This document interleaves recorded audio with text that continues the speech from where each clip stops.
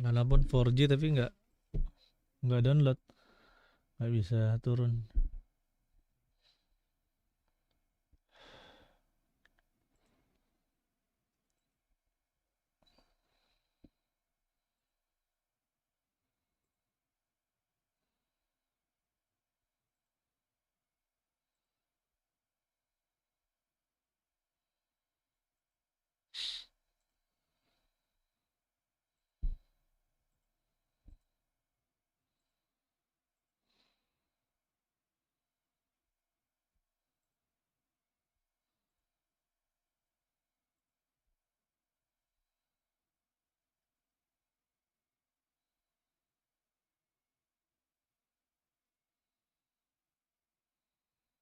Sudah streaming.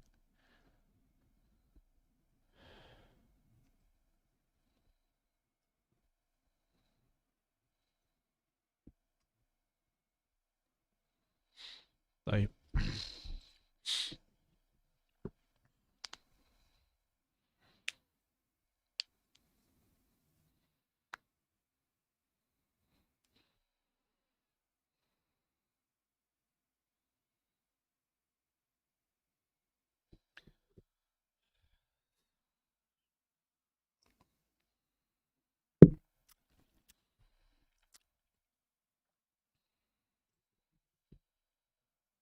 Bismillah.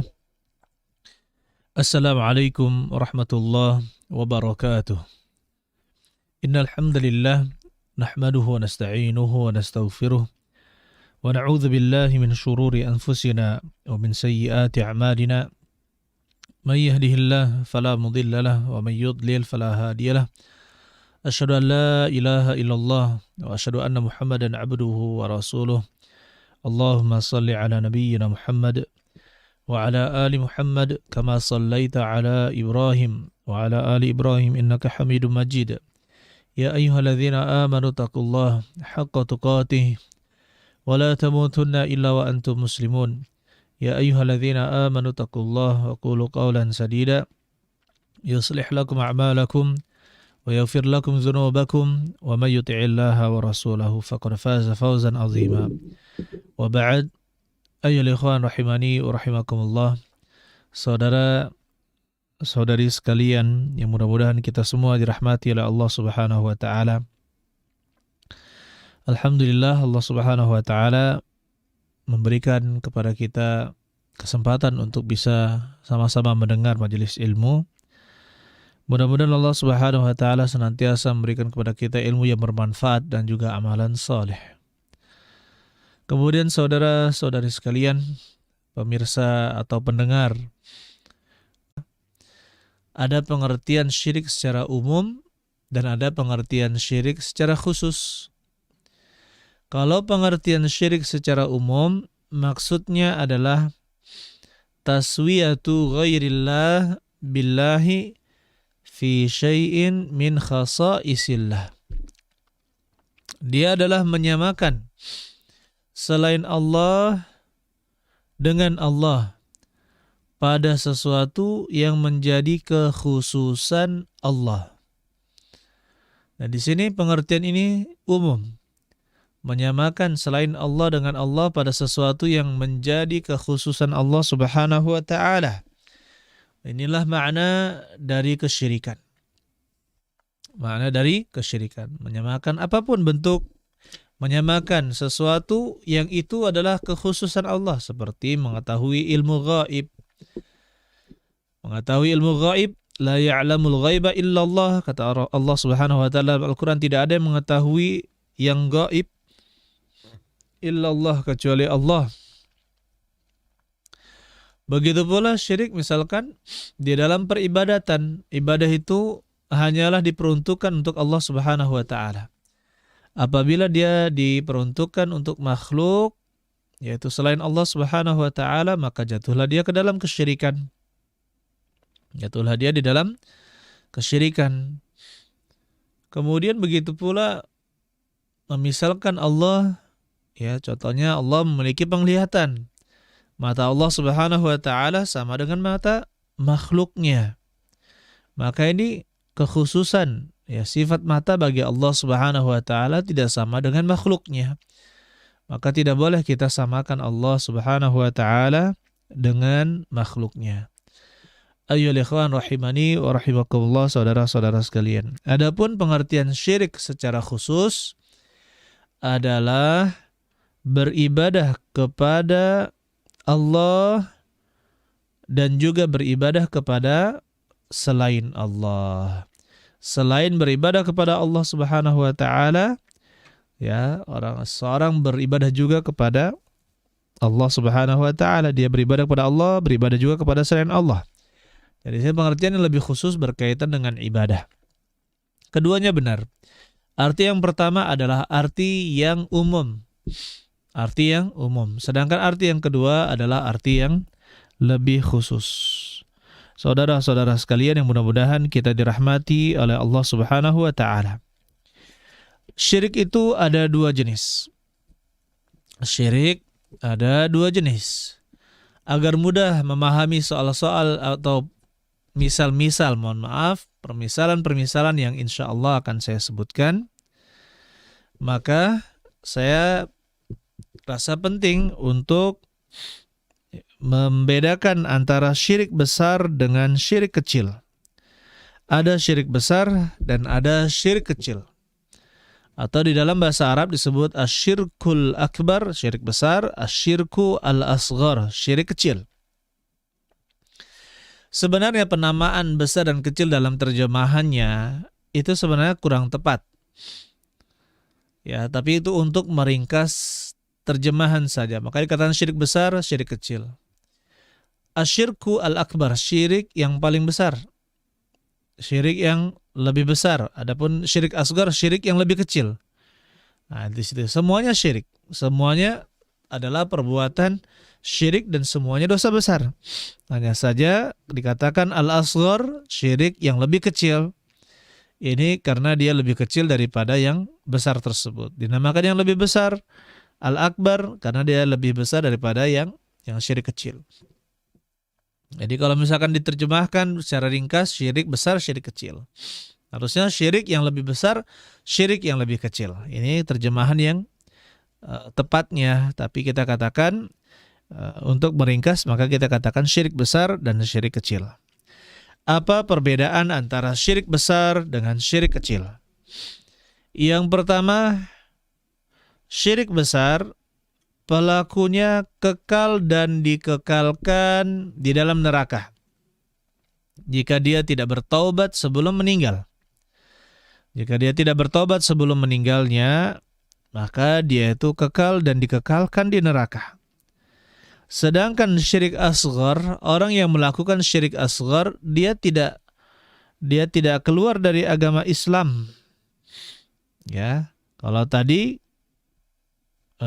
dia ini kalau tadi tempatnya di neraka selama-lamanya, kalau yang ini tidak dikekalkan di dalam neraka. Tidak kekal di dalam neraka bagi pelakunya. Kemudian yang kedua, perbedaan yang kedua, syirik besar menghapuskan seluruh amalan. Syirik besar ini menghapuskan pahala seluruh amalan. Sedangkan syirik kecil hanya menghapuskan pahala yang dilakukan syirik di dalamnya. Ya, kalau misalnya syirik akbar satu saja kita lakukan, maka batal, terhapus semua amalan-amalan kita. Sedangkan kalau syirik kecil, pada perbuatan tersebut yang kita melakukan perbuatan syirik, itulah yang terhapus amalannya. Kemudian selanjutnya, ya ikhwan, orang yang melakukan syirik akbar, maka tidak akan diampuni oleh Allah Subhanahu wa taala kecuali dia bertaubat sebelum wafatnya. Sedangkan orang yang melakukan syirik asghar, maka dia berada di bawah kehendak Allah Subhanahu wa taala. In syaa'a 'adzab wa in syaa'a ghafara lahu. Jika Allah Subhanahu wa taala ingin mengadabnya, maka Allah mengadabnya. Jika Allah Subhanahu wa taala tidak ingin mengadabnya, maka Allah tidak akan mengadabnya. Jadi ini di bawah kehendak Allah Subhanahu wa taala. Kemudian ayyuhal ikhwan, ini kalau misalkan kita di negara Islam yang menerapkan syariat Islam, maka orang yang melakukan kesyirikan besar, hartanya halal, begitu pula darahnya halal. Maksudnya apa? Orang yang melakukan syirik besar itu dihukumi murtad, orang yang keluar dari agama Islam. Sedangkan orang yang melakukan syirik asghar itu tidak keluar dari agama Islam. Kalau tidak keluar dari agama Islam, maka darah dan hartanya itu terjaga. Oleh karena itu kalau seperti di Saudi, kalau ada ketahuan para penyihir, maka hukuman untuk mereka adalah dipenggal. Hukuman untuk para penyihir adalah dipenggal atau dibunuh dengan cara yang lain. Yang penting mereka dihalalkan darahnya. Ya, karena apa? Karena mereka telah melakukan kesyirikan yang menyebabkan mereka menjadi orang yang keluar dari agama Islam. Na'udzubillahi min dzalik. Ini perbedaan antara syirik besar dan syirik kecil. Saudara-saudari sekalian yang mudah-mudahan kita dirahmati oleh Allah Subhanahu wa taala. Nah, kita jelaskan dulu sekarang contoh-contoh syirik yang besar. Kemudian insyaallah saya akan ringkas tentang contoh-contoh syirik kecil. Yang pertama tentang syirik besar, ayyuhal ikhwan. Yang dimaksud dengan syirik besar adalah menjadikan saingan untuk Allah pada rububiyahnya, uluhiyahnya, dan nama-nama dan sifat Allah Subhanahu wa taala.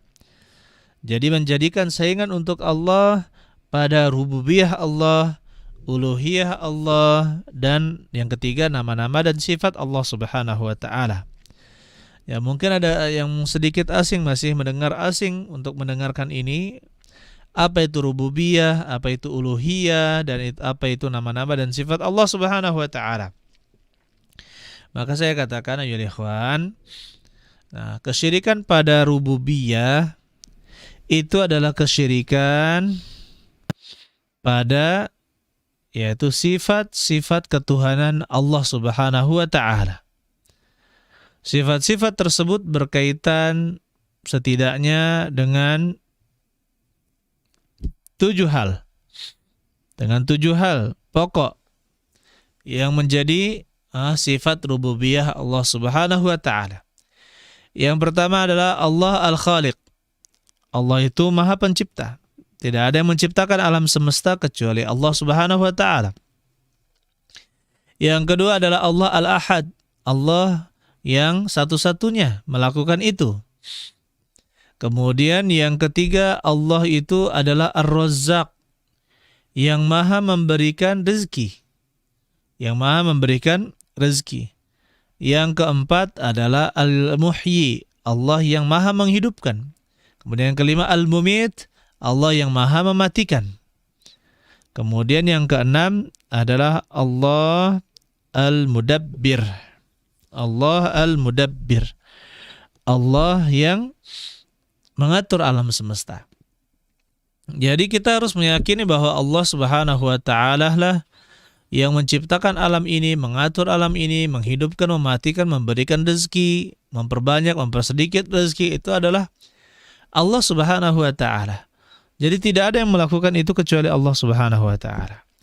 Jadi apabila ada yang meyakini bahwa ada orang yang bisa mengatur lautan, menjaga gunung dari meletus, atau mengetahui ilmu yang gaib, atau bisa menurunkan hujan, atau mengetahui apa yang akan terjadi di masa yang akan datang, maka yang seperti ini jatuh kepada kesyirikan di dalam rububiyah Allah Subhanahu wa taala.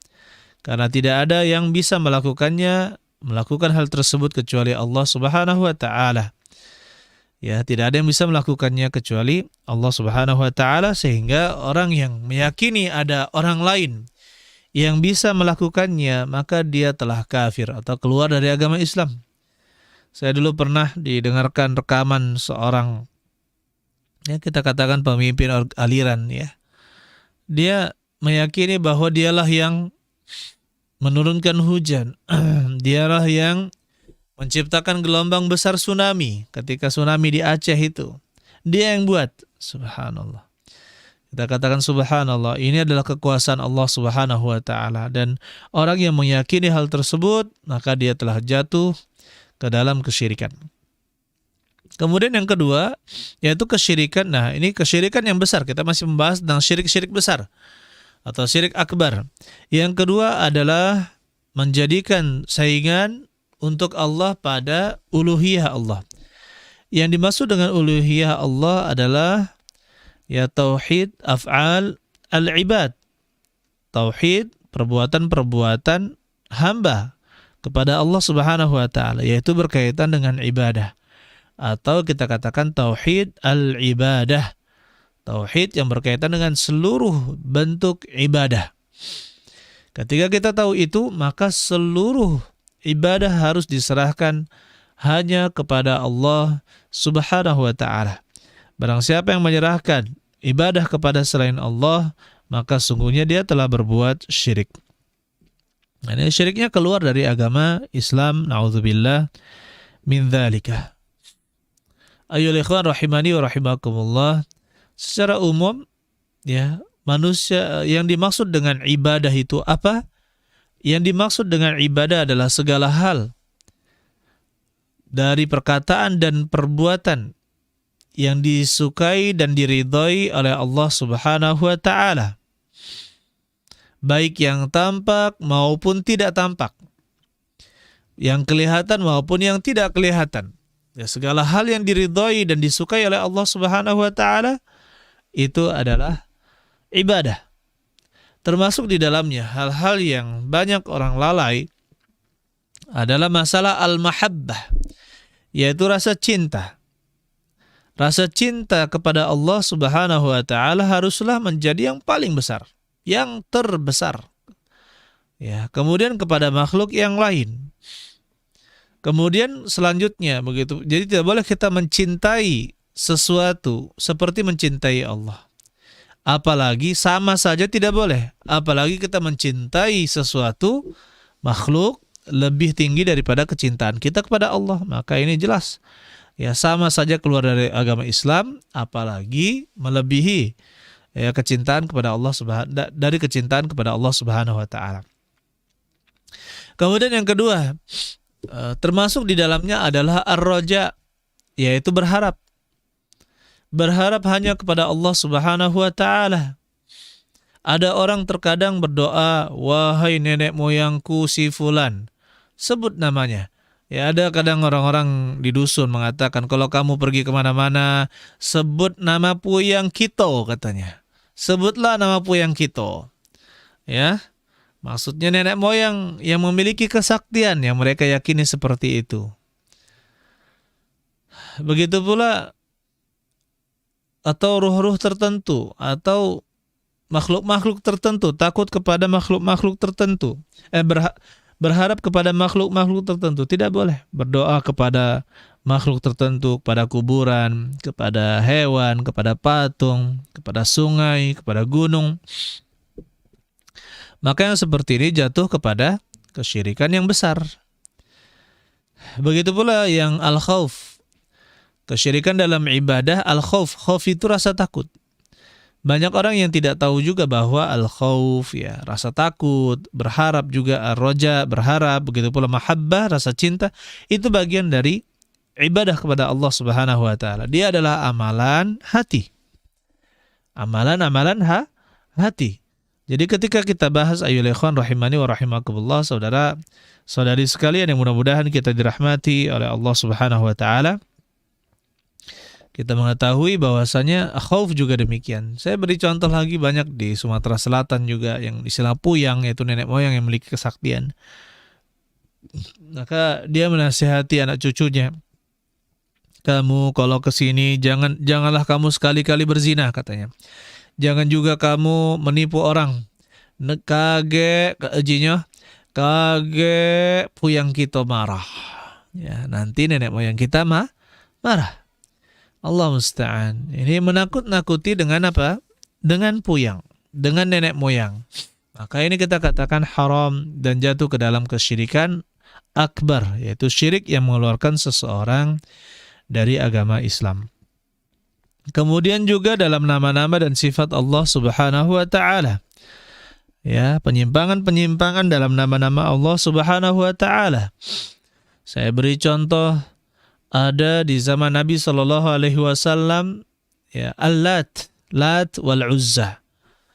Wa Manat, ada Lat, patung Lat, kemudian Manat, Uzza. Nah, ini semuanya sebenarnya adalah penyimpangan dari Al-Lat yang dari kata Al-Ilah, yaitu Allah yang disembah. Al-Uzza itu penyimpangan dari kata Al-Aziz yang maha kuasa, yang maha perkasa. Kemudian Al-Manat disebutkan dalam suatu pendapat dari penyimpangan dari kata Al-Mannan, nama Allah Al-Mannan yang maha pemberi. Maka kita katakan ayyul ikhwan rahimani wa rahimakumullah, ya, ini kesyirikan di dalam nama-nama Allah Subhanahu wa taala dan juga sifatnya. Dan ini pembahasannya panjang mengenai nama-nama dan sifat Allah Subhanahu wa taala. Saya rasa nanti pada waktunya saya akan juga jelaskan dengan ringkas insyaallah pada pertemuan-pertemuan berikutnya. Kemudian ayyuhal ikhwan, perlu kita ingatkan bahwa syirik besar ini mengeluarkan seseorang dari agama Islam. Ini banyak orang-orang Islam hanya mendengar syirik, tapi dia tidak tahu akibatnya. Akhirnya masih banyak yang pergi ke dukun, minta diramal karena hanya syirik kok. Ya, dia menganggap bahwa syirik itu adalah dosa biasa. Dan dia tidak tahu bahwasanya syirik tersebut bisa menyebabkan orang menjadi murtad, keluar dari agama Islam. Yang pertama, kalau sudah murtad, dia itu statusnya pisah. Suami istri, kalau misalkan istrinya itu Islam Muslim, ya, seorang wanita muslimah, kemudian dia ini adalah orang yang murtad, maka yang seperti itu apa? Dia kafir, harus dipisahkan, ya, status pernikahannya langsung batal. Difasakh, dibatalkan, ya, batal secara agama, tidak boleh menikahi orang musyrik. Yang kedua, ketika dia mati maka tidak boleh dikuburkan di kuburan kaum muslimin, tapi di kuburan orang-orang kafir, Kemudian yang ketiga, dampak selanjutnya dari melakukan syirik besar adalah harta warisannya itu tidak dibagikan kepada ahli warisnya, tidak dibagikan kepada kerabatnya yang muslim. Begitu pula sebaliknya, kalau misalkan ada keluarganya yang muslim meninggal, maka dia tidak mendapatkan warisan sama sekali. Kenapa? Karena beda agama. Oleh karena itu ya ikhwan, kita perlu ingatkan bahwa syirik ini benar-benar bahaya. Bukan permasalahan yang sepele. Kemudian yang paling parah, setelah dia di kuburan tidak bisa dikuburkan di kuburan kaum muslimin, maka dia dibangkitkan sebagai orang musyrik, kemudian di akhirat dia kekal dan dikekalkan di dalam neraka jahanam. Na'udzubillahi min dzalika. Nah, di sini banyak orang yang tidak paham akan bahaya melakukan kesyirikan. Ya, kalau misalkan mereka biidznillah ta'ala, kalau tahu mereka bahwa melakukan syirik besar itu akan menjadi orang yang murtad, keluar dari agama Islam, maka biidznillah ta'ala mereka tidak akan melakukannya. Tetapi yang sangat kita sayangkan ayyuhal ikhwan, terkadang banyak para da'i, para khatib, para penceramah tidak berani menyinggung masalah syirik. Padahal inilah dakwah yang dilakukan oleh para nabi, menjelaskan kepada manusia tentang kesyirikan. Menjelaskan manusia tentang wajibnya mentauhidkan Allah Subhanahu wa taala, beribadah hanya kepada Allah Subhanahu wa taala. Tetapi banyak orang yang tidak berani menjelaskannya. Ya, kita katakan maka segeralah bertobat. Sesungguhnya menjelaskan tauhid ini adalah kewajiban dakwah setiap umatnya Nabi Muhammad sallallahu alaihi wasallam. Penerus para nabi harus mau mendakwahkan tauhid meskipun ya, ada yang suka dan juga ada yang tidak akan suka. Saudara-saudara sekalian yang mudah-mudahan kita dirahmati oleh Allah Subhanahu wa taala. Allah Subhanahu wa taala tidak akan mengampuni orang yang melakukan dosa syirik besar. Allah Subhanahu wa taala berfirman di dalam surat An-Nisa ayat yang ke-48. Innallaha la yaghfiru an yushraka bihi wa yaghfiru ma duna dzalika liman yasha. Sesungguhnya Allah tidak mengampuni dosa berbuat syirik kepadanya dan mengampuni ma duna dzalika, ya apa yang di bawah itu, liman yasha, kepada orang-orang yang dikehendakinya. Wa may yusyrik billah faqad iftara itsman azima. Barang siapa yang berbuat syirik kepada Allah, maka dia telah mengadakan itsman azima, dosa yang sangat besar.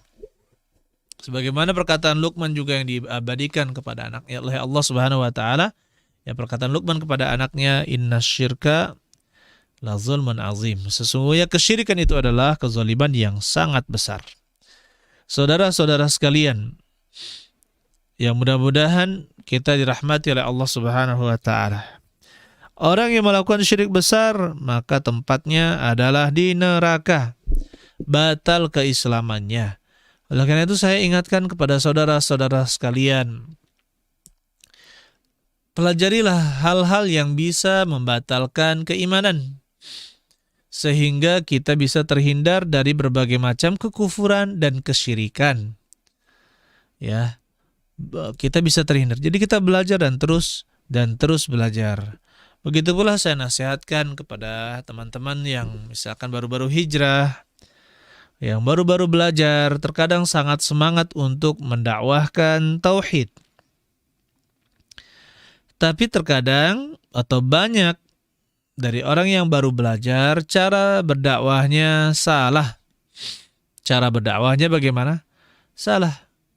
Misalkan dia belajar tentang sunnah dan bid'ah, maka dia jelaskan dulu tentang bid'ah, macam-macam bid'ah, ini bid'ah, ini bid'ah. Padahal orang yang didakwahinya itu masih terjerumus ke dalam kesesatan, masih terjerumus ke dalam kesyirikan. Maka seharusnya yang pertama kali dia ajarkan, yang pertama kali dia dakwahkan kepada mad'unya tersebut, orang yang didakwahnya tersebut, adalah bagaimana agar orang tersebut tidak keluar dari agama Islam. Ini yang pertama kali dilakukan. Dijelaskan misalkan tentang bahaya sihir, tentang tidak bolehnya membuat hukum ya selain hukum Allah Subhanahu wa taala. Kemudian tidak boleh mencela Nabi sallallahu alaihi wasallam, mencela agama Islam, mencela Allah, mencela Rasulnya, dan juga mencela agama Islam. Maka yang seperti ini ayo ikhwan, ya keluar dari agama Islam. Insyaallah nanti ada pembahasan khusus masalah pembatal keislaman biidznillah taala. Jadi silakan dinantikan saja ya. Ya mudah-mudahan teman-teman yang sudah terbiasa mengikuti kajian ini bisa istiqamah untuk mendengarkannya, dan alhamdulillah walaupun misalkan terluput, kita ada channel Kunci Kebaikan TV, Madinah TV di YouTube. Begitu pula ada di Facebook, ada Roja Palembang ya yang meliput juga. Itu bisa diulangi materi-materi yang misalkan ketinggalan, insyaallah. Kemudian ayo ikhwan, macam-macam syirik besar. Nah, ini kita sudah masuk macam-macamnya, kemudian saya akan berikan contohnya. Baik, nah di sini saya akan berikan contoh. Yang pertama, syirik al-ibadah, syirik dalam ibadah. Jadi ketika suatu ibadah yang itu adalah ibadah, kemudian diserahkan kepada selain Allah, maka jatuhlah dia kepada kesyirikan. Contohnya sujud kepada selain Allah, sujud kepada patung, sujud kepada nenek moyang, sujud kepada guru, ya, sujud dengan posisi sujud, maka ini tidak diperbolehkan. Nabi SAW menegur Mu'adz, "Ma hadza ya Mu'adz?" Ketika beliau mau bersujud, minta izin untuk bersujud kepada Nabi SAW, "Ma hadza ya Mu'adz?" Apa ini wahai Mu'adz? Kemudian Mu'adz menjawabnya bahwa begini.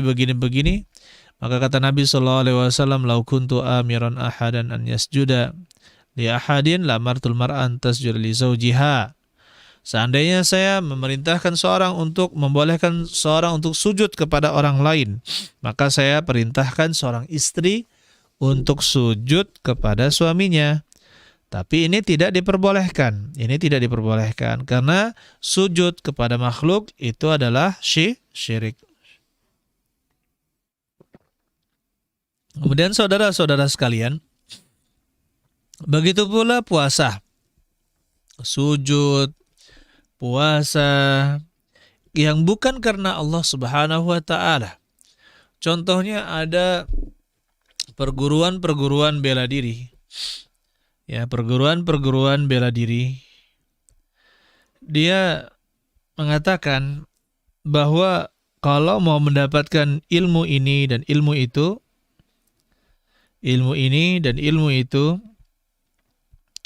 maka puasa mutih selama 3 hari atau 7 hari. Jadi makannya yang putih-putih saja untuk mendapatkan ilmu, yaitu tenaga dalam. Maka kita katakan ini puasanya bukan karena Allah Subhanahu wa ta'ala. Ini syirik karena diniatkan untuk bukan karena Allah Subhanahu wa ta'ala. Begitu pula ada terkadang saya pernah mendapatkan seorang yang ikut tenaga dalam seperti itu. Yang sebenarnya itu adalah dari jin dan diperbudak oleh jin. Tapi ditalbis, diselimuti dengan dikelabui dengan bacaan-bacaan zikir dan selawat. Taib. Jadi dia ketika sore hari main sepeda lupa sholat asar. Pas malam latihan katanya, loh kenapa kamu hilang tenaga kamu katanya. Saya lupa sholat asar. Akhirnya dia suruh beristighfar, sudah bertobat, baru kembali ilmunya tersebut. Kanuragan ya. Maka kita katakan ayo ikhwan rahimani rahimakumullah. Ini kenapa dia sholat? Sholat agar tenaga dalamnya apa?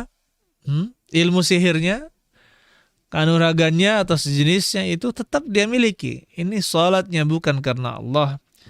Sholatnya bukan karena Allah Subhanahu wa ta'ala. Oleh karena itu ya ikhwan rahimani rahimakumullah, hati-hati terhadap ibadah-ibadah yang bukan ditujukan untuk Allah Subhanahu wa ta'ala. Begitu pula dalam menyembelih, kadang ada orang yang menyembelih untuk ini, untuk itu. Ada orang bernazar untuk kuburan. Ada orang yang berdoa kepada kuburan atau kepada yang saya katakan tadi seperti puyang atau nenek moyang. Maka ini juga terjatuh kepada kesyirikan. Begitu pula ya ikhwan, orang yang saya pernah mendapatkan, orang yang tawaf di selain Ka'bah. Ya, tawaf di selain Ka'bah ini juga kesyirikan. Ada juga yang berenang mengitari batu, siapa yang bisa berenang 7 kali tanpa tanpa bernapas, maka dia dikabulkan keinginannya seluruhnya, maka ini juga syirik. Begitu pula ada pegang patung ini, kalau kita bisa pegang patung ini, tanganmu sampai katanya seluruh keinginanmu akan dikabulkan. Allah musta'an. Ini adalah kesyirikan yang sangat-sangat jelas. Ini syirik dalam ibadah. Nah, kemudian yang kedua adalah kesyirikan dalam mahabbah, yaitu rasa cinta. Kata Allah Subhanahu wa ta'ala dalam surat Al-Baqarah ayat 165, "Wa minan nasi may yattakhidhu min dunillahi andada yuhibbunahum kahubbillah." Dan di antara manusia ada yang menjadikan selain Allah sebagai saingan-saingan. Dan di antara manusia ada yang menjadikan selain Allah saingan-saingan. Yuhibbunahum kahubbillah. Mereka mencintai saingan-saingan tersebut seperti kecintaan mereka kepada Allah. Inilah kesyirikan. Jadi tidak boleh kita menyamakan kecintaan makhluk dengan kecintaan kita kepada Allah. Apalagi kalau misalkan kecintaan kepada makhluk itu lebih besar. Maka ini jauh terjatuh ke dalam kesyirikan. Kemudian yang ketiga ya ikhwan, syirik dalam hawa nafsu. Nah, syirik dalam hawa nafsu yaitu mengikuti hawa nafsu. Tidak mau taat kepada Allah karena mengikuti hawa nafsu. Maka di sini ada syirik yang mengikuti hawa nafsu yang syiriknya akbar dan ada yang syirik asghar. Orang misalkan mengikuti hawa nafsu. kemudian dia melakukan kesyirikan, melakukan kekufuran, melakukan perbuatan-perbuatan yang mengeluarkan dari agama Islam, maka ini karena hawa nafsunya dia melakukan hal tersebut. Maka kita akan keluar dari agama Islam. Kemudian yang kedua adalah mengikuti hawa nafsunya untuk melakukan perbuatan-perbuatan maksiat. Ya, melakukan perbuatan-perbuatan maksiat, maka ini tidak sampai jatuh ke dalam kesyirikan. Seperti misalkan berzina, membunuh, kemudian minum-minuman keras, berjudi, dan yang lainnya. Maka ini tidak sampai jatuh ke dalam kesyirikan. Ya, jadi orang yang mengikuti hawa nafsunya untuk melakukan perbuatan-perbuatan kafir atau perbuatan-perbuatan syirik, maka sesungguhnya dia telah mengikuti hawa nafsunya dan menjadikan hawa nafsunya sebagai ilah, sebagai sembahan. Allah Subhanahu wa taala katakan di dalam surat Al-Furqan ayat 43, "Ara'aita man ittakhadha ilahahu hawahu afa anta takunu 'alaihi wakila?" Bagaimana pendapatmu terhadap orang yang menjadikan Tuhan mereka adalah hawa nafsunya, menjadikan hawa nafsunya sebagai sembahannya? Afa anta takunu alaihi wakila, apakah kamu akan menjadi wakil untuk mereka, penolong untuk mereka? Ini sesuatu yang tidak butuh jawaban. Pasti jawabannya tidak. Ya. Oleh karena itu, ayolah ikhwan, menjadikan hawa nafsu sebagai sesuatu yang diikuti sehingga melakukan perbuatan kafir atau perbuatan syirik, maka ini masuk ke dalam syirik hawa nafsu. Kemudian yang keempat adalah syirik ta'ah. Syirik karena mengikuti penghalalan para tokoh agama, pemuka agama. Ketika mereka menghalalkan yang haram, maka pengikutnya menghalalkannya. Ketika pemuka agama mengharamkan yang halal, maka mereka juga ikut mengharamkannya. Maka kita katakan ayyuhal ikhwan, ini seperti yang Allah Subhanahu wa taala katakan, am lahu syuraka usyara'u lahum minad dini ma lam ya'dzan bihillah. Apakah mereka menjadikan syarikat-syarikat yang mereka membuat untuk mereka bagian agama malam ya'dzan bihillah, yang tidak diizinkan oleh Allah. Begitu pula ketika Adi bin Hatim mendatangi Nabi SAW dan di lehernya ada salib dari emas. Maka berkata Rasulullah SAW, ya Adi, wahai Adi, itrah hadzal wathan. Buanglah wathan ini, buanglah patung ini. Kemudian Adi bin Hatim mengatakan, saya mendengar beliau membaca surat Al-Bara'ah, yaitu ittakhadhu ahbarahum wa ruhbanahum arbaba min dunillah. Mereka menjadikan pendeta-pendeta mereka dan ahli-ahli ibadah mereka sebagai arbaban min dunillah, yaitu rob-rob selain Allah. Nah, di sini maka beliau agak sedikit salah paham terhadap hal tersebut. Fakultu, maka berkata Adi bin Hatim, inna lasna na'buduhum, kami dulu tidak menyembah mereka. Ya. Maka kata Rasulullah SAW, ama innahum lam yakunu ya'buduhum. Sesungguhnya mereka tidaklah menyembahnya.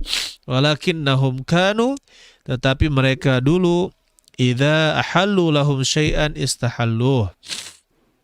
Apabila mereka, para pemuka-pemuka agama itu menghalalkan sesuatu, maka mereka pun menghalalkannya. Apabila mereka wa idza harramu alaihim syai'an istahalluh. Apabila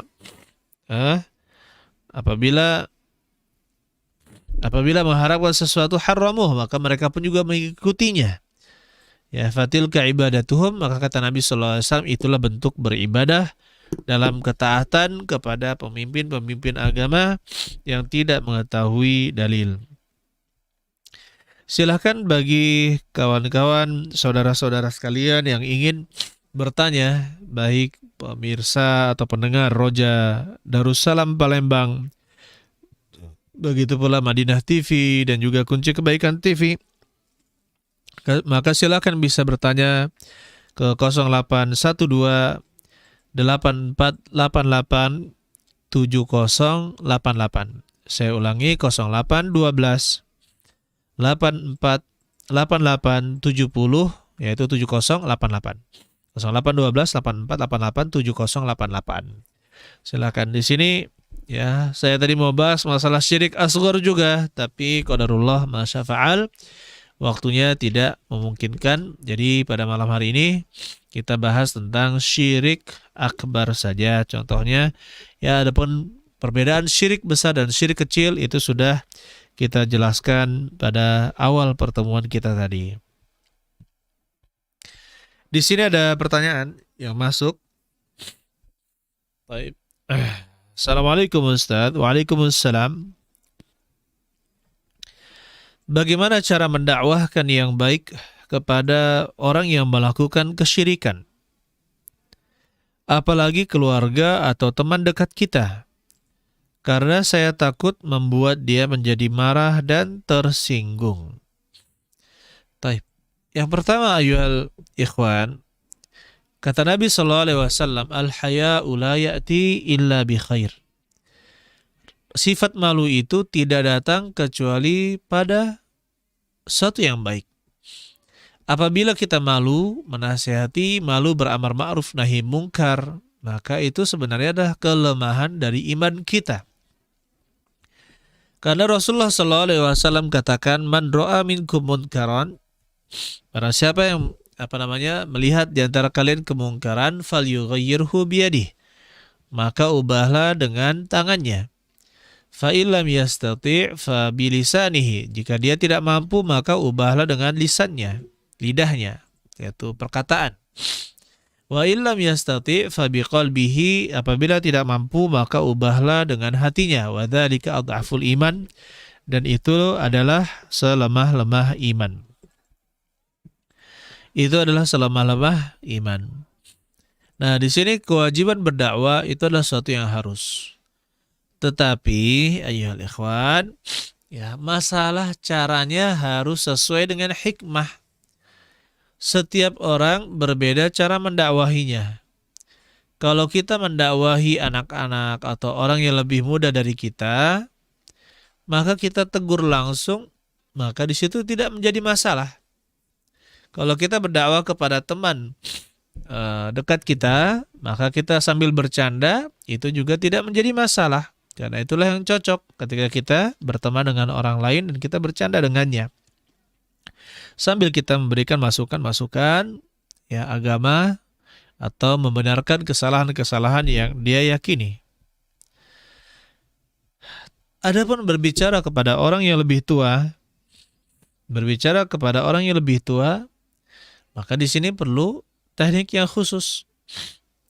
Tidak harus kita menyampaikan kepada orang tua kita atau kepada paman kita, kepada kakek nenek kita sesuatu yang itu harus sorohah. Sorohah itu langsung jelas seperti itu. Tetapi perlu bertahap. Menjelaskan kesalahan-kesalahan yang telah lama dilakukan oleh orang-orang yang lebih tua dari kita, itu butuh hikmah yang sangat tinggi. Dan dia bertahap, tidak perlu terlalu terburu-buru untuk menyampaikannya atau menjelaskannya. Ya, kita bisa juga kalau kita misalkan takut apabila kita nasihati, maka di situ ada kesan menggurui, atau misalkan ada kesan orang tua akan marah atau orang yang lebih tua dari kita akan marah, maka di situ kita gunakan teknik lain. Seperti misalkan kita pakai buku, kita taruh di rumah, ya mudah-mudahan orang tua kita atau paman kita bisa membacanya. Ya bukunya juga jangan tebal-tebal amat gitu ya. Kecuali dia adalah orang yang kutu buku. Orang yang kutu buku, kasih buku tebal dihabiskan tuh, bisa dalam sehari 2 hari dihabiskan. Tapi kalau misalkan orang yang biasa, carilah buku-buku yang tipis, yang berbicara tentang tauhid, yang berbicara tentang syirik, ya. Jadi ini berpengaruh terhadap orang yang lebih tua. Atau dengan cara kita panggil senior yang sudah hijrah, yang sudah ikut pengajian, agar berkenan untuk hadir ke rumah, datang ke rumah, ya pura-pura misalkan mengadakan suatu kepentingan sehingga orang-orang yang lebih tua, yang bahkan lebih tua dari orang tua kita misalkan datang ke rumah, dijamu dengan baik, kita persiapkan makanan dan sebagainya. Ya awalnya berbicara masalah bisnis, ya kemudian apa? Lambat laun maka mengarah kepada apa? Mengarah kepada agama. Nah kalau misalkan bapak kita dinasihati atau ibu kita dinasihati oleh orang yang lebih tua darinya, maka insya Allah lebih bisa menerima daripada ya penyampaian dari kita. Karena selamanya kita kalau kepada orang tua kita ini sebagai anak. Status anak itu tidak pernah lepas. Oleh karena itu kita gunakan cara yang penuh hikmah untuk mendakwahi orang tua kita. Kemudian selanjutnya ya ikhwan, soal nomor 2. Assalamualaikum Ustaz. Waalaikumsalam. Apabila ada amalan yang didapatkan dari kiai atau ustaz terdahulu, namun amalan tersebut bukan dari ajaran sunnah Rasulullah SAW, apakah termasuk syirik atau bukan? Ya tergantung dulu, tergantung. Amalan itu banyak gitu ya. Ada amalan-amalan yang kita katakan memang disunnahkan dan ada hadis-hadisnya dari Nabi SAW. Jadi kita lihat kalau misalkan ada hadisnya, ada dalilnya, ya maka kita katakan ya kita amalkan. Tapi kalau tidak ada dalilnya, maka kita tinggalkan. Karena ditakutkan banyak sekali ustadz-ustadz yang sebenarnya ini berkedok dukun berkedok ustadz. Dan jangan tertipu juga ya ikhwan dengan istilah-istilah ilmu hitam dan ilmu putih. Ilmu hitam dan ilmu putih ya semuanya yang disebut ilmu putih itu juga ya harus berhati-hati karena dia juga menggunakan jin. Dia juga menggunakan apa? Jin, minta tolong kepada makhluk, bukan kepada Allah Subhanahu wa ta'ala. Makanya harus berhati-hati terhadap hal ini. Nah, kemudian kalau misalkan yang dimaksud oleh saudara penanya, amalan seperti baca ini 1000 kali, baca ini 20.000 kali, 10.000 kali, atau baca ini sekian ratus, sekian puluh ribu, maka kita katakan ya tidak perlu diikuti hal tersebut karena tidak ada dalilnya dari Nabi Muhammad SAW. Taib. Di sini ada pertanyaan dari saudara kita. Masya Allah, ini diborong ini. Yang pertama, apa hukum menerima bantuan dari pemerintah seperti bantuan prakerja, BLT, dan lain-lain? Dan apakah kita boleh mengajukan persyaratan bantuan tersebut meskipun sebenarnya mampu? Nah ini kita katakan aja ikhwan, yang namanya prakerja maksudnya orang yang tidak ada kerjaan, tidak ada pekerjaan. Ya, tidak ada pekerjaan. Maka akan mendapatkan sekian ratus ribu, bisa mendaftar akan mendapatkan. Maka itu kita katakan, kalau memang kita ini adalah orang yang benar-benar tidak mampu, kita benar-benar tidak mampu dan tidak bisa bekerja, maka bagaimana? Ya silahkan meminta kepada pemerintah. Karena Nabi SAW pernah mengatakan, al-mas'alatu kaddun yakuddu biha ar-rajulu wajhahu illa an yas'ala ar-rajulu sultanan aw fi amrin la budda minhu. Yang namanya meminta-minta itu, kata Rasulullah SAW, adalah kaddun, cakaran atau cabikan-cabikan yang seseorang itu mencabik-cabik, mencakar-cakar wajahnya, maksudnya sampai terkelupas daging-dagingnya. Kecuali illa an yas'al ar-rajulus, kecuali seorang meminta kepada sultan, kepada pemerintah, au fi amrin la budda minhu, atau pada perkara yang harus dia meminta. Jadi kalau misalkan betul-betul tidak mampu, tidak ada pekerjaan, ya betul-betul kurang, ya silahkan, tidak mengapa, karena ini memintanya boleh, yaitu kepada pemerintah. Ya.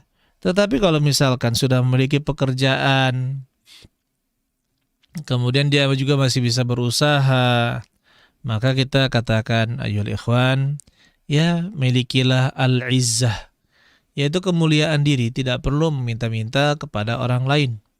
Kata Nabi SAW, inna syarafal mu'min qiyamuhu bil-lail wa izzuhu istighna'uhu 'anil nas. Sesungguhnya syaraful mu'min syaraful mu'min, kemuliaan seorang mukmin itu terletak pada salat malamnya. Adapun harga dirinya, izzuhu yaitu harga dirinya terletak pada dia tidak meminta-minta kepada orang lain. Jadi kalau misalkan sudah bisa berusaha, walaupun misalkan usahanya itu tidak menghasilkan banyak rezeki, tapi cukupkanlah, ya, berikanlah jatah tersebut kepada orang lain yang betul-betul membutuhkan, dan kita tidak perlu ikut-ikutan untuk minta bantuan tersebut. Kedua, soal yang selanjutnya, apakah membela diri dari tindakan pemerintah atau pemimpin zalim dibolehkan? Taib. Rasulullah SAW pernah menyebutkan, wa in duriba zahruka wa ukhidha maluka, meskipun punggungmu dipukul, meskipun hartamu diambil, fasma' wa ati', maka tetap dengar dan harus taat. Maka tidak boleh kita kalaupun dizalimi oleh pemerintah, kita tidak boleh melawannya, kecuali ya jika ini berkaitan, kalau misalnya sampai kita dibunuh, sampai kita dicacat, maka di sini ya untuk melindungi diri kita bisa kabur, ya kita bisa lari agar tidak terjadi hal tersebut, maka tidak mengapa. Tapi kalau misalkan kita dipukul, dizalimi, ya maka kita katakan ya kita tetap dengar dan taat kepada pemerintah. Ustadz, saya orang awam, bukan tinggal di pesantren. Namun saya banyak yang ingin saya hafal, seperti hafalan Al-Quran dan hadis-hadis pilihan, begitu pula matan dan sebagainya. Ketika saya menghafal matan, hafalan Al-Quran sering terlupa, bahkan terlepas. Mana yang harus lebih saya utamakan?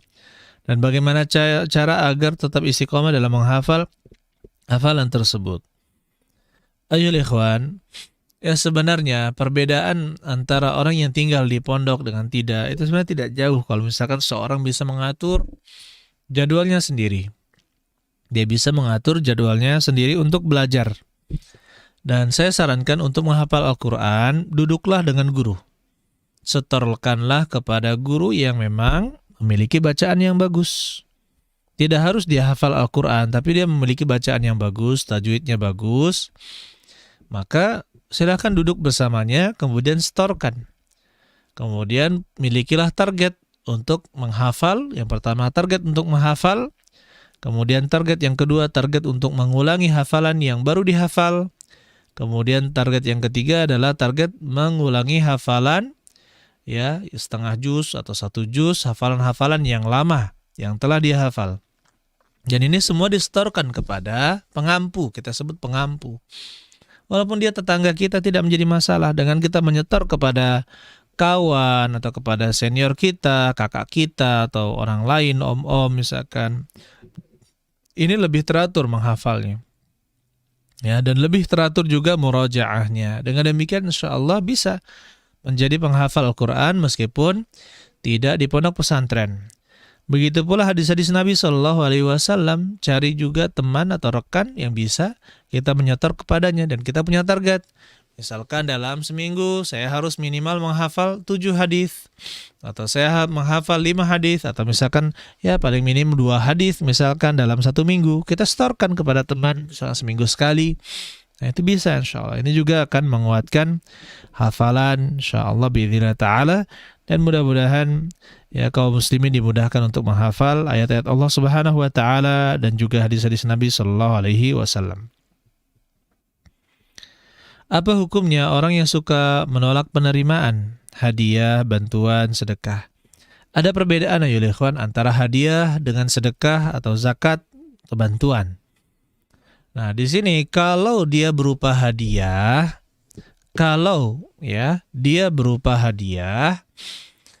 maka diterima, jangan ditolak. Kalau dia berupa hadiah, Karena Nabi sallallahu alaihi wasallam yaqbal al-hadiyah wa yujazi atau wa yuthibu alaiha. Dulu Nabi sallallahu alaihi wasallam menerima hadiah dan membalas atas hadiah tersebut. Jadi dibalas oleh Rasulullah sallallahu alaihi wasallam. Bahkan kalau misalkan tidak sanggup untuk dibalas, maka didoakan oleh Rasulullah sallallahu alaihi wasallam, dan Rasul mengajarkan doa yang terbaik, yaitu jazakallahu khairan. Mudah-mudahan Allah memberikan balasan yang lebih baik kepadamu. Ini masalah hadiah. Kalau hadiah jangan ditolak. Tapi kalau sedekah, kalau kita merasa diri kita mampu, maka jangan menerima. Begitu pula pemberian zakat. Bantuan, sedekah, zakat, ini jangan kita terima kalau kita merasa diri kita mampu. Ya, berikan kepada orang-orang lain yang memang betul-betul membutuhkannya. Baik. Kemudian yang selanjutnya, apakah di akhirat kita akan selalu bersama pasangan kita? Bisa jadi ya dan bisa jadi tidak. Karena kalau pasangannya adalah pasangan yang kafir, misalkan seorang muslim, kemudian dia memiliki pasangan yang kafir, na'udzubillah min dzalik, maka pasangannya tidak akan bersama dia di dalam surga. Yang satu di neraka, yang satu di surga. Tetapi kalau secara umum, ya, kalau suami istri masuk ke dalam surga, maka istrinya tersebut yang di dunia akan menjadi istrinya di akhirat, di surga. Ya, kalau dia punya 4 orang istri, maka menjadi 4 orang istri di surga. Alhamdulillah. Kalau misalkan semuanya masuk ke dalam surga. Ya. Bagaimana kalau misalkan seorang istri punya beberapa suami, meninggal atau dicerai, seperti itu, atau cerai. Maka ya kita katakan dia, kalau suaminya masuk ke dalam surga, maka ya dia bersama lelaki yang terakhir. Lelaki yang terakhir disebutkan dalam Syekh Albani menyebutkan tentang kethabitan atau Hasan atau sahih hadis tersebut, yang menunjukkan bahwa wanita yang memiliki berapa suami dan suami misalkan masuk surga semua, maka untuk yang laki-laki yang terakhir, untuk suami yang terakhir. Kemudian ya ikhwan, Ustaz, teman saya Nasrani, namun dia mengaku jika Yesus itu nabi, bukan Tuhan, dan dia mengakui bahwa Nabi Muhammad SAW benar nabi. Apakah dia sudah Islam meskipun belum bersyahadat? Jawabannya belum. Dia menjadi seorang muslim jika dia sudah mengucapkan 2 kalimat syahadat. Kemudian dia juga mengingkari ya sembahan-sembahan selain Allah Subhanahu wa taala. Ya, dia harus mengingkari hal tersebut. Kemudian dia harus bersyahadat, karena ada kelaziman dari kesyahadat kan banyak ya. Kalau ketika seorang bersyahadat, asyhadu an la ilaha illallah wa asyhadu anna Muhammadar Rasulullah, berarti apa? Dia meyakini bahwasanya tidak ada ilah yang berhak disembah selain Allah. Di situ menetapkan Allah, begitu pula menafikan segala sembahan selain Allah. Yang tidak berhak disembah maka tidak boleh disembah. Begitu pula ketika persaksian asyhadu anna Muhammad Rasulullah, maka di situ berkaitan dengan apa? Kewajiban untuk mengikuti Nabi sallallahu alaihi wasallam, membenarkan seluruh apa yang dikatakan Nabi sallallahu alaihi wasallam, menjalankan perintah beliau dan meninggalkan larangan beliau sallallahu alaihi wasallam. Oleh karena itu ya ikhwan, di sini dia untuk bisa menjadi seorang muslim, dia harus bersyahadat, dan syahadatnya itu disaksikan oleh orang lain. Kemudian pertanyaan selanjutnya, Assalamualaikum Ustaz, bolehkah kita bernazar dengan niat selain beribadah? Contohnya, ya Allah, aku bernazar akan belajar dengan serius. Bolehkah kita bernazar dengan niat selain beribadah? Contohnya, Allah, aku bernazar akan belajar dengan serius. Allah alam bisawab. Yang namanya nazar itu adalah ilzamu syai' ma yalzam, mewajibkan sesuatu yang tadinya tidak wajib. Mewajibkan sesuatu yang tidak wajib, dia termasuk minat taqarrub ilallah. Dan dia adalah bagian dari ketaatan kepada Allah Subhanahu wa taala. Maka di sini dilihat apakah dia ini belajar di sini maksudnya belajar agama atau belajar umum. Ini perlu kita jelaskan lagi. Kalau misalkan dia belajar agama, apabila saya begini, maka saya akan selalu hadir di majelis ilmu, ya, selalu hadir di majelis ilmu setiap hari ini misalkan. Maka itu harus dipenuhi nazarnya, karena itu nazar ketaatan. Man nadzara ayyuti' Allah falyuti'hu wa man nadzara ayyasihu falyasih. Barang siapa yang bernazar ya untuk mentaati Allah, maka taatilah. Dan barang siapa bernazar untuk bermaksiat kepada Allah, maka dia tidak boleh falyasih, maka dia tidak boleh bermaksiat kepadanya. Allah alam bisawab. Ayyuhal ikhwan rahimani wa rahimakumullah. Ya, demikian selesai pertanyaan yang ada di kita. Mudah-mudahan Allah Subhanahu wa taala memudahkan kita untuk selalu taat kepada Allah Subhanahu wa taala, meridhai dan memberkahi ilmu yang kita dapatkan sehingga kita bisa mengamalkannya, dan selalu kita berusaha agar mengikuti petunjuk Allah Subhanahu wa taala dalam Al-Qur'an, kemudian juga mengikuti sunnah-sunnah Nabi sallallahu alaihi wasallam. Barakallahu li wa lakum wa lil muslimin. Subhanakallahumma hamdik asyhadu an la ilaha illa anta astaghfiruka wa atubu ilaik. Assalamualaikum warahmatullahi wabarakatuh.